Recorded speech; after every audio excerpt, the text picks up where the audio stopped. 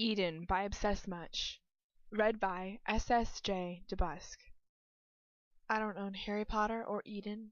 Harry Potter is owned and written by J.K. Rowling and the WB, and Eden is written by Obsessmuch on fanfiction.net. Eden by Obsessmuch. Chapter 8. Questions and Answers. This must be the wood, she said thoughtfully to herself, where things have no name. I wonder what'll become of my name when I go in. I shouldn't like to lose it at all, because they'd have to give me another, and it would almost certainly be an ugly one. Lewis Carroll, Through the Looking Glass. I want you to make full use of the new facilities made available to you in order to make yourself respectable before you present yourself to me this evening. I have left you a robe that I wish you to wear, but be sure not to put it on until you are ready to join me. Be well aware that things shall become all the worse for Mr. Weasley if you refuse to comply with my wishes. I patiently await your arrival. Malfoy. My eyes travel furiously over the twirly, sophisticated scrawl across the note before I rip it in half, quarters, eighths, sixteenths, and let it fall to the floor. My arrival? My arrival where? Where does he want me to go?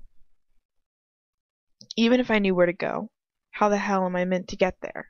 The bloody door's locked. Does he expect me to break it down or what? There isn't even a window I can climb out of, for God's sake. And what does he want to see me for? I don't ever want to see him again after what happened when I last saw him. I sigh, sitting down on my new bed, staring out into my new bedroom.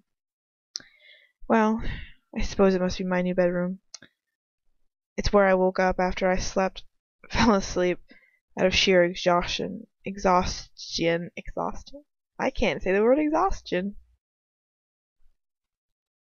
Whatever. In the cupboard he locked me in. Someone must have moved me here while I was sleeping. God knows why I didn't wake up while they were moving me. It would be worse, I suppose. It might be dark and dingy and old,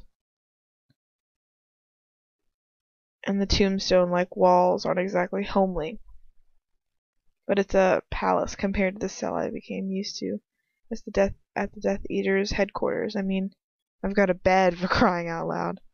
Not only that, but I've got an in-suite bathroom. An actual in-suite bathroom. It's almost laughable, really. I have no idea why I've been given my own room, but for now I don't care. Maybe I'll ask him one day. Alright, so he wants me to make myself presentable and to get dressed in the robes he left for me. I assume he means the green, silky thing placed carefully over the chair by my dressing table. But where the hell does he want me to go when I've gotten dressed? When I got dressed, take it one step at a time. Clean yourself up first and get changed, then try to work out what he means. I pad across the floor and into my black-tiled bathroom, and I turn on the tap attached to the sunken bath in the middle of the floor. I let the bath fill with water before I turn the taps off and peel my horrible, heavy red robe off of my body. I sit down and slip my body into the water. It reaches my waist as my feet touch the ground. Every bruise and cut smarts in the boiling water, but I allow myself to sink deeper, further and further, until the burning liquid reaches my neck. Perhaps if I stay here long enough, I could boil out all of the guilt, all of the pain, and all of the anger out of me. I wish I could watch them all suffer so much that they want to die. I'm gonna not read that. Well, I thought she was being retrospective, and then she's just like, I wish they all died. Yikes. Anyways. I grab a rough-looking brush and a bar of soap from the side of my bath, using it to scrub the dried blood, sweat, and grime off of me. I wish I could watch Bellatrix scream and writhe and beg for mercy under the Cruciatus curse. over and over again. My skin flushes crab red with the heat of the water and the roughness of the brush, but I don't stop, even as the blisters catch and snag on my cuts, bristles catch and snag on my cuts and grazes. You know what sounds horrible? This. Okay. I wish I could watch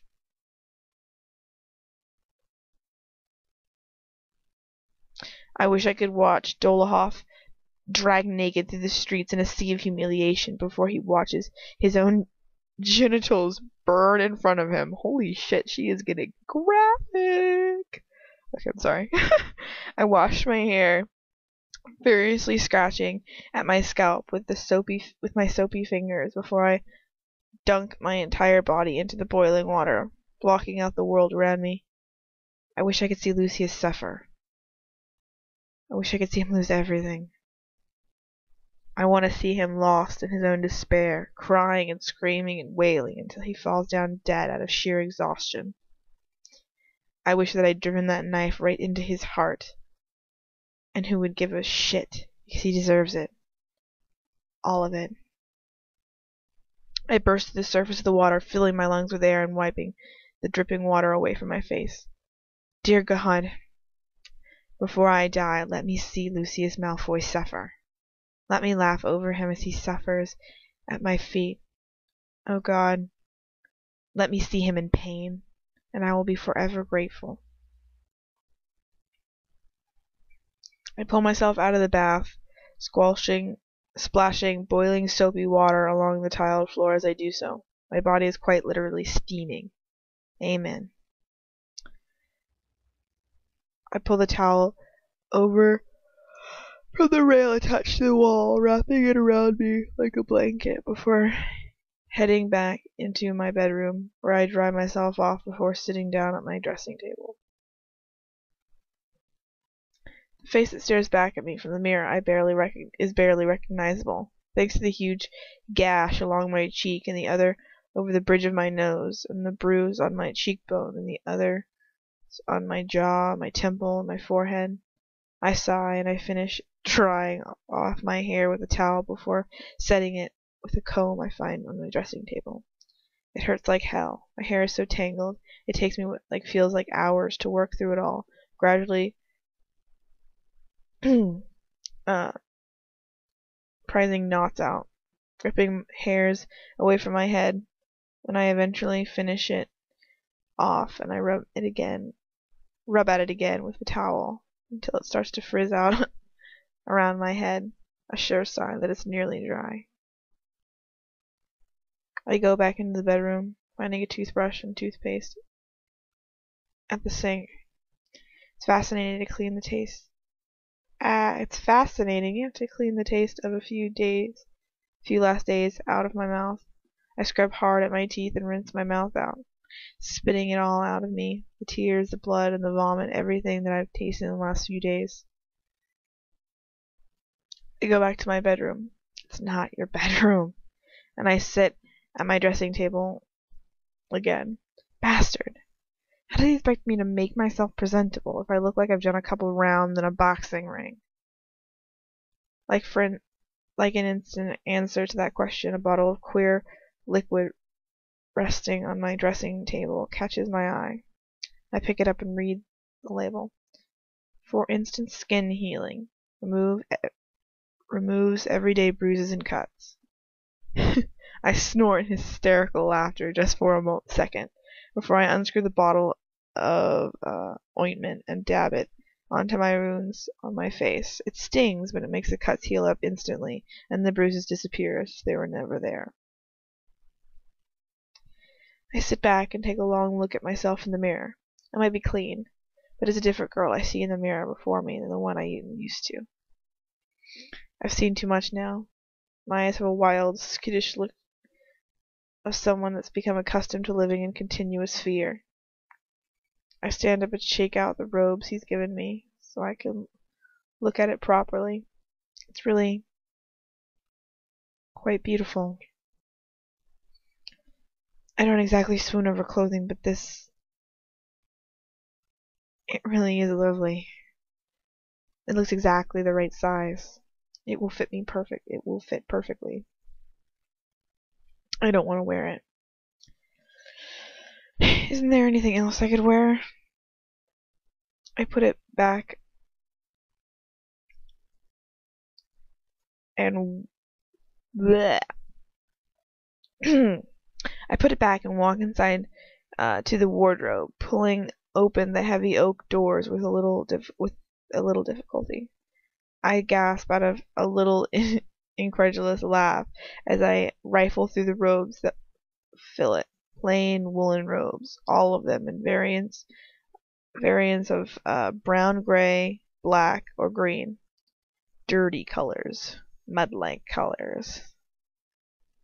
I slam the door shut and pick up the green silk thing instead, cursing furiously under my breath, all the while as I ease the robe over my head. It falls in silky folds to the ground, completely covering my feet. I somehow negotiate my way through the laces in the back, silently hating him for with every fiber of my being, for not providing me with either underwear nor shoes. Bloody bastard. Hate him. My gaze catches my reflection in the mirror, like my dressing table. Just as I'm about to do up the bottom of the top, at the top of the laces. I hate this writing that she's doing right now, dude. It's like describing things back-ass words. Okay. I catch my reflection in the mirror of the dressing table just as I'm about to do up the bottom at the top of my laces down my back. That is like bottom of the top of my back. 3 different things happening there. Yes, it fits perfectly. It skims over my hips, but it hugs my waist and my breasts. It fits far, far too well. I squash that thought dead, because I can't afford to worry about that on top of everything else. I do the bottom up at the top of my robes, and I'm pressing into something really small, and then it dissolves. I'm pressing into something really small, and then dissolving, disappearing, melting into thin air, floating through nothing. Dark space, darkness, no light, no sound. Some kind of void, maybe? No, not a void. That cold stone floor under my feet wouldn't be present in a void, would it? Besides, voids don't technically exist, right? But there's nothing here. It's darkness, cold, black silence, nothing. Keep calm. It's a mind trick. A sick game of his, nothing more. I take a deep breath. The in, the out. I walk forwards, reaching out into the darkness, slowly, carefully, so on edge that I'm not even breathing. Who knows what could be in here, in this place? Where am I? Keep walking. Step by tentative step, I force myself onward and onwards until eventually my fingertips touch. Cold stone. I breathe out, move my fingertips along, and yes, it's a wall. It's an empty room, that's all. Just an empty, dark, silent room. I turn around and press my back onto the wall, sliding down it, sinking slowly to the floor. I pull my knees to my chest, up to my chest. Shit! Something just moved. I heard it in the corner. Something just moved. I scramble to my feet. Who's there? My voice is shaky, wobbling out of my throat into the darkness. No answer. There's no air in this room. I can't breathe. I can't think properly. Don't mess around with me, I hiss. Silence. Nothing but silence and darkness and my fear. All of them strangling me, suffocating me. It's all shattered by a drawling, cold voice, the voice I hate more than anything in the entire world. Don't excite yourself, my blood. A small red light shoots out from nowhere, up into the air and into what turns out to be a lantern.